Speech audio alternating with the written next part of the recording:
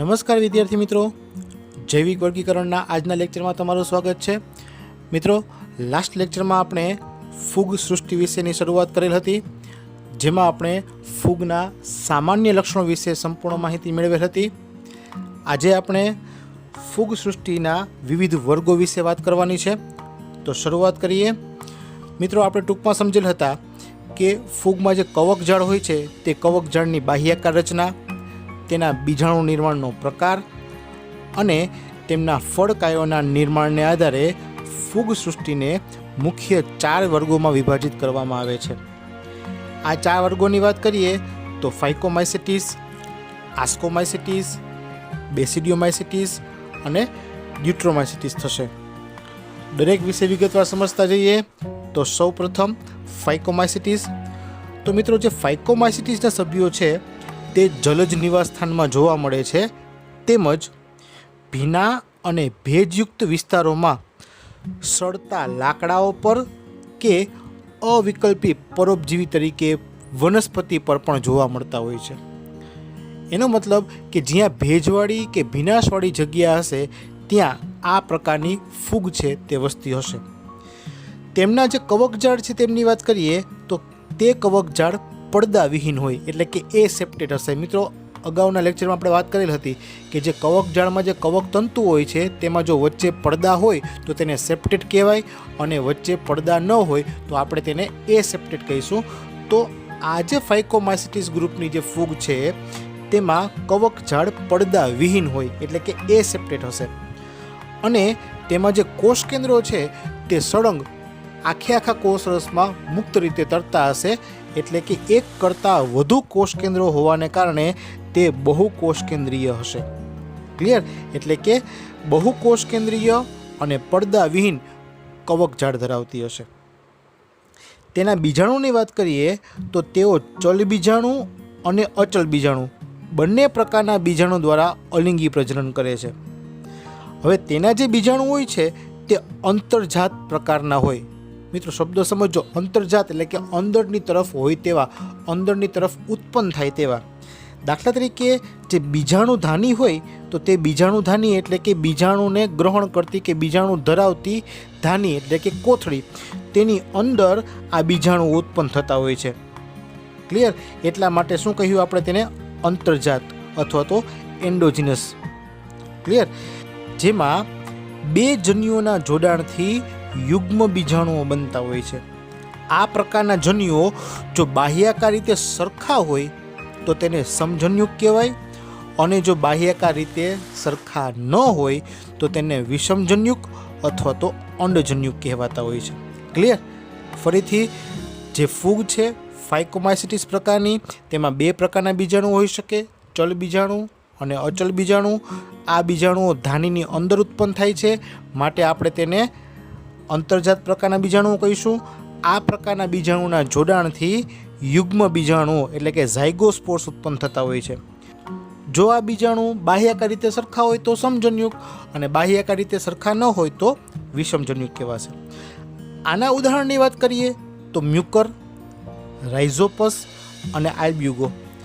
મિત્રો, મ્યુકર અને રાઇઝોપસ આપણને ખબર છે કે જે મોટાભાગે ભેજવાળી જગ્યામાં જે બ્રેડ છે તેની વાત કરેલી હતી કે જેના ઉપર સફેદ રંગના તાતણા અથવા તો ભૂખરા રંગના કે કાળા રંગના તાતણા જોવા મળે છે, તે મ્યુકર કે રાઇઝોપસ હોઈ શકે છે। ત્યારબાદ આલ્બ્યુગોની વાત કરીએ તો જે રાઈ છે તેના પર પરોપજીવન ગુજારતી ફૂગ એટલે કે રાઈ પર જોવા મળતી પરોપજીવી ફૂગ એટલે કે આલ્બ્યુગો। આ 3 પ્રકારની ફૂગ છે તે ફાઇકોમાઇસેટિસ પ્રકારની છે। ક્લિયર? તો આ રીતની ટૂંકમાં માહિતી આપણે દરેકે દરેક વર્ગની યાદ રાખવાની થશે। નવા વર્ગ તરફ આગળ વધીએ તો બીજો વર્ગ છે આસ્કોમાઇસેટિસ। હવે મિત્રો, આ જે વર્ગ છે તેના સભ્યો કોથળીમય ફૂગ તરીકે જાણીતા છે, એટલે કે સેક ફંજાઈ। સેક એટલે કોથળી, કોથળીની રચના ધરાવતા હશે, તેની અંદર બીજાણુ ઉત્પન્ન થતા હશે, એટલા માટે તેને શું કહીશું આપણે? કોથળીમય ફૂગ। આ આસ્કોમાઇસેટિસ વર્ગના સભ્યો મુખ્યત્વે બહુકોષીય હોય, જોકે ભાગ્યે એક કોષીય પણ હોઈ શકે। બહુકોષીયમાં દાખલા તરીકે પેનિસિલિયમ, અને એક કોષીયના ઉદાહરણમાં લેશું આપણે યીસ્ટ। તો એ તો અપવાદ છે જ કે એક કોષીય ફૂગ કોઈ પણ સમયે પ્રશ્ન પૂછાય તો એક કોષીય ફૂગ તરીકે માત્ર એક જ ઓપ્શન આવશે, યીસ્ટ. અને બહુકોષીય ફૂગને મોલ્ડ તરીકે ઓળખવામાં આવે છે. મિત્રો ખાસ યાદ રાખજો, એક કોષીય ફૂગ એટલે યીસ્ટ અને બહુકોષીય ફૂગ એટલે મોલ્ડ. મોલ્ડના પ્રકારો ઘણા બધા. હવે આ જે આસ્કોમાઇસિટીસ પ્રકારની ફૂગ છે તે મોટા ભાગે મૃતોપજીવી, વિઘટક, પરોપજીવી અને છાણભક્ષી હોઈ શકે. મિત્રો સમજતા જજો, મૃતોપજીવી એટલે સેપ્રોફાઇટ્સ કે જે મૃત ઘટકો પરથી તેના કાર્બનિક દ્રવ્યોમાંથી શોષણ કરીને પોષણ મેળવે એટલે મૃતોપજીવી. વિઘટક એટલે ડીકોમ્પોઝર્સ એટલે કે કાર્બનિક દ્રવ્યોનું વિઘટન કરશે. ત્યારબાદ પરોપજીવીઓ એટલે કે પેરાસાઇટ્સ કે જે અન્ય સજીવ ઉપર અથવા તો અન્ય સજીવમાંથી પોષણ મેળવશે તો પેરાસાઇટ્સ. અને છાણભક્ષીઓ એટલે કોપ્રોફિલસ કે જે છાણ પર વિકાસ પામતા ઘટક તરીકે હોય. ક્લિયર? તેની જે કવક જાળ હોય તે શાખિત અને પડદાયુક્ત હોય છે. મિત્રો ખાસ સમજતા જજો, કવક જાળને આધારે તેમને માઇક્રોસ્કોપિકલી કઈ રીતે જુદા પાડી શકાય તે અગત્યનું છે. દાખલા તરીકે મ્યુકર અને રાઇઝોપસની જે આગળ વાત કરી કે તેમના કવક તંતુઓ પડદાવિહીન હોય છે, પરંતુ માઇક્રોસ્કોપિકલી તમે જોશો તો તેમાં મ્યુકર જે છે તેમાં રાઇઝોઇડ્સ જોવા મળશે નહીં, જે રાઇઝોપસમાં રાઇઝોઇડ્સ હાજર હશે. તો આ એક અલગથી યાદ રાખવા જેવો ટોપિક છે. હવે આ ગ્રુપની વાત કરીએ તો તેના કવક તંતુઓ કેવા છે? શાખિત છે અને પડદાયુક્ત છે.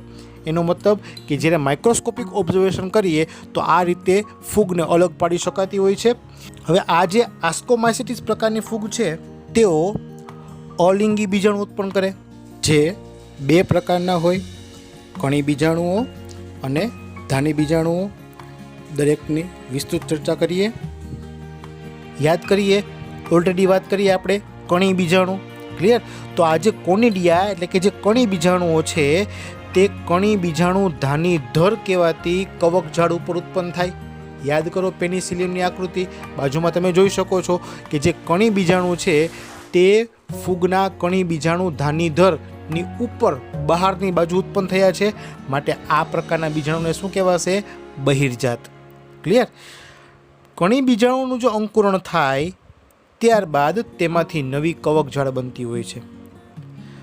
બીજું આમાં એ પણ યાદ રાખવાનું કે અમુક પ્રકારની જે ફૂગ છે તે ધાની બીજાણુ ધરાવે છે અને આ ધાની બીજાણુ અંતર્જાત પ્રકારના હોય. એનો મતલબ કે જે આસ્કોમાઇસિટીસ પ્રકારની ફૂગ છે તેમાં બહિર્જાત અને અંતર્જાત બંને પ્રકારના બીજાણુ ઉત્પન્ન થાય છે. તમે બાજુમાં જે ડાયાગ્રામ જોવો છો તેમાં એક કોથળી જેવી ધાની એટલે કે આસ્કી જોવા મળે છે, જેની અંદર બીજાણુ ઉત્પન્ન થાય છે અને આ બીજાણુ એટલે ધાની બીજાણુઓ, આસ્કોસ્પોર્સ. આ જે ધાનીઓ છે તે વિશિષ્ટ પ્રકારના ફળકાયમાં ગોઠવાયેલી હોય છે, માટે તેને ફળધાનીકાય અથવા તો આસ્કોકાર્પ્સ તરીકે ઓળખવામાં આવે છે. આના ઉદાહરણોમાં એસ્પરજિલસ ઉપરાંત ક્લેવિસેપ્સ, ન્યુરોસ્પોરા વગેરે લઈ શકાય. ઉપયોગોની વાત કરીએ તો જે ન્યુરોસ્પોરા છે તે જૈવ રાસાયણિક અને જનનિક ક્રિયાવિધિમાં ખૂબ ઉપયોગી છે.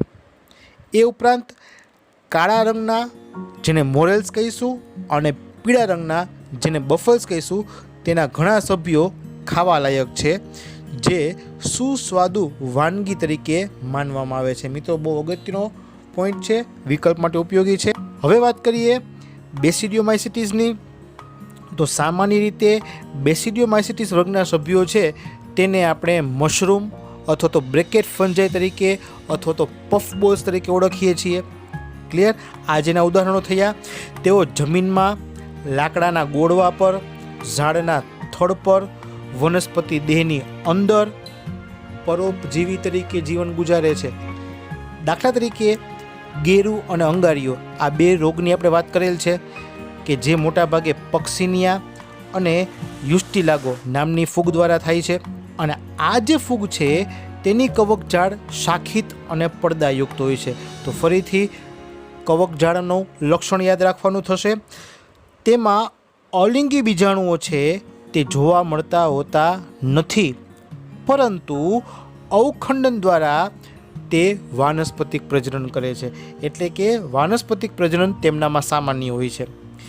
તેનામાં લિંગી અંગો પણ ગેરહાજર હોય છે, પરંતુ અલગ પ્રકારના વિભેદો કે જનીન પ્રકારોના બે વાનસ્પતિક કે દૈહિક કોષોના જોડાણ દ્વારા તેમનામાં જીવરસ સંયુગ્મન પણ થાય છે.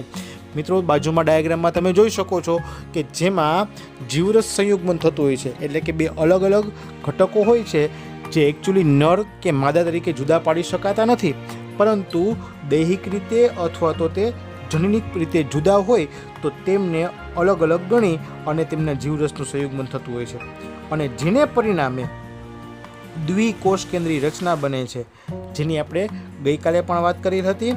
અને આ જે દ્વિકોષી રચના બને છે કે જેના અંતમાં પ્રકણી બીજાણુધાની એટલે કે બેસિડિયમનો વિકાસ થાય છે, બરાબર છે, અને જેના ઉપર જે સ્પોર્સ આવે જેને આપણે બેસિડિયો સ્પોર્સ કહીશું. ક્લિયર? પ્રકણીધાની જે હોય છે તેમાં કોષ કેન્દ્રનું સંયુગ્મન થાય, ત્યારબાદ અર્ધીકરણ થાય અને એકમાંથી 4 પ્રકણી બીજાણુઓ ઉત્પન્ન થતા હોય. ક્લિયર? મિત્રો, ફરીથી સૌપ્રથમ જીવરસનું સંયુગ્મન થશે, ત્યારબાદ કોષ કેન્દ્રનું સંયુગ્મન થશે અને અંતે અર્ધીકરણ થશે, જેને કારણે તેમાં 4 પ્રકણી બીજાણુઓ ઉત્પન્ન થતા હશે. ક્લિયર? આ જે પ્રકણી બીજાણુઓ છે તે પ્રકણી બીજાણુ ધાની પર, મિત્રો શબ્દ સમજજો, પ્રકણી બીજાણુ ધાની, ધાની એટલે કોથળી, તેના પર બહારની બાજુએ જોડાયેલા રહે છે, એટલે કેવા થયા? બહિર્જાત. ક્લિયર? જે ફળકાયની જે રચના છે તેની બહારની બાજુ ગોઠવાયેલા હોય છે. આ ફળકાયને શું કહીશું આપણે? બેસિડિયોકાર. ક્લિયર? ઉદાહરણમાં એગેરિકસ એટલે કે મશરૂમ, યુસ્ટિલાગો અને પક્સિનિયા લઈ શકીએ. સ્પેસિફિકલી યાદ રાખવાનું, પક્સિનિયા છે તે ગેરુ માટે જવાબદાર ફૂગ છે, જ્યારે યુસ્ટિલાગો છે તે અંગારિયા રોગ માટે જવાબદાર ફૂગ છે. ક્લિયર? તો આ વાત થઈ બેસિડિયોમાઇસિટીસની, અને અંતે વાત કરવાની ડ્યુટ્રોમાઇસિટીસની. તો મિત્રો, ડ્યુટ્રોમાઇસિટીસ જે છે તે અપૂર્ણ ફૂગ તરીકે જાણીતી છે. મિત્રો, ખાસ વિકલ્પ માટે કામનું, અપૂર્ણ ફૂગ એટલે ડ્યુટ્રોમાઇસિટીસ. શું કામ? તો કે આ ફૂગ માત્ર અલિંગી અને વાનસ્પતિક તબક્કા જ ઓળખાયા છે, એટલે કે આ ફૂગના બીજા સ્પેસિફિકલી લક્ષણો ધરાવતા તબક્કા હજી સુધી ઓળખી શકાયા નથી. માત્ર અલિંગી અને વાનસ્પતિક તબક્કાઓ ધ્યાનમાં આવેલ છે. જ્યારે આ ફૂગના લિંગી સ્વરૂપો શોધાય ત્યારે તેને સાચી રીતે સમાવેશિત કરી શકાય. એનો મતલબ કે તેને ચોક્કસ વર્ગમાં ખસેડી શકાય, કે તેને બીજા કયા વર્ગમાં મૂકી શકાય તે તેના બીજા ઘટકોને આધારે, બીજા તબક્કાઓને આધારે તેની સાચી ઓળખ મળે પછી મૂકી શકાતા હોય. ક્લિયર? ભૂતકાળમાં ઘણી વખત એવું પણ બનેલું છે કે તેના ચોક્કસ લક્ષણો છે તે કડી સ્વરૂપના જોવા મળ્યા, એટલે કે આસ્કોમાઇસિટીસ અને બેસિડિયોમાઇસિટીસ વચ્ચે તેની લિંગી અવસ્થાઓનો ખ્યાલ મળેલ હતો, અને જેને કારણે તેમને આ બંનેમાંથી એક વર્ગમાં મૂકી દેવામાં આવતી હતી. તેમાં જે બીજાણુ ઉત્પન્ન થાય છે તે અલિંગી પ્રકારના જ, એટલે કે જે કણી બીજાણુઓ છે તે જ હોય છે, તે તેના દ્વારા જ પ્રજનન કરે છે. તેમની કવક જાળની વાત કરીએ તો તે પડદાયુક્ત અને શાખિત હોય છે. એનો મતલબ કે અહીં તમે ફાઇનલી યાદ રાખી શકશો કે આસ્કોમાઇસિટીસ, બેસિડિયોમાઇસિટીસ અને ડ્યુટ્રોમાઇસિટીસ ત્રણેયમાં જે કવકજાળ જોવા મળે છે તે શાખિત અને પડદાયુક્ત હોય છે. ક્લિયર? ડ્યુટ્રોમાઇસિટીસ વર્ગ જે છે તેના સભ્યો મૃતોપજીવી કે પરોપજીવી હોઈ શકે, અને મોટા ભાગના નકામા કચરાનું વિઘટન કરી એમાંથી પોષણ મેળવે, એટલે મોટા ભાગના કેવા છે? વિઘટકો છે. તેઓ ખનિજોના ચક્રીયકરણમાં પણ મદદરૂપ થાય છે, એટલે કે જે અમુક મિનરલ સાયકલ્સ ચાલતી હોય છે તેમાં તે ઉપયોગી હોય છે. એના ઉદાહરણની વાત કરીએ તો અલ્ટરનેરિયા, પોલિટોટ્રાઇકમ અને ટ્રાઇકોડર્મા. આ જે ફૂગ છે તે ડ્યુટ્રોમાઇસિટીસ વર્ગમાં સમાવિષ્ટ છે. તો મિત્રો, આ વાત થઈ ફૂગના અલગ અલગ વર્ગની. તેની સામાન્ય માહિતીને આધારે તમે એક કોષ્ટક બનાવી શકો અથવા એક ચાર્ટ પણ બનાવી શકો છો કે જેમાં સામાન્ય લક્ષણોને આધારે તમે તેને અલગ અલગ વર્ગીકૃત કરી શકતા હો છો. ક્લિયર? હવે આજના પ્રશ્નો લખી દઈએ. તો પહેલો પ્રશ્ન છે, નોંધ લખો ફાઇકોમાઇસિટીસ, નેક્સ્ટ ક્વેશ્ચન, નોંધ લખો આસ્કોમાઇસિટીસ. નેક્સ્ટ ક્વેશ્ચન, બેસિડિયોમાઇસિટીસ વિશે સમજૂતી આપો. લાસ્ટ ક્વેશ્ચન, ડ્યુટ્રોમાઇસિટીસ વિશે ટૂંકમાં સમજૂતી આપો. ક્લિયર મિત્રો? આ ઉપરાંત ઘણી વખત તફાવતના સ્વરૂપમાં આ ફૂગના વર્ગોને અલગ અલગ મૂકીને પૂછી શકાતા હોય છે, તો એ પ્રમાણે પણ તમારે તૈયાર કરવું. તો આજ પૂરતું આટલું જ રાખીએ છીએ. વાંચતા રહેજો, તૈયારી કરજો. જય હિન્દ.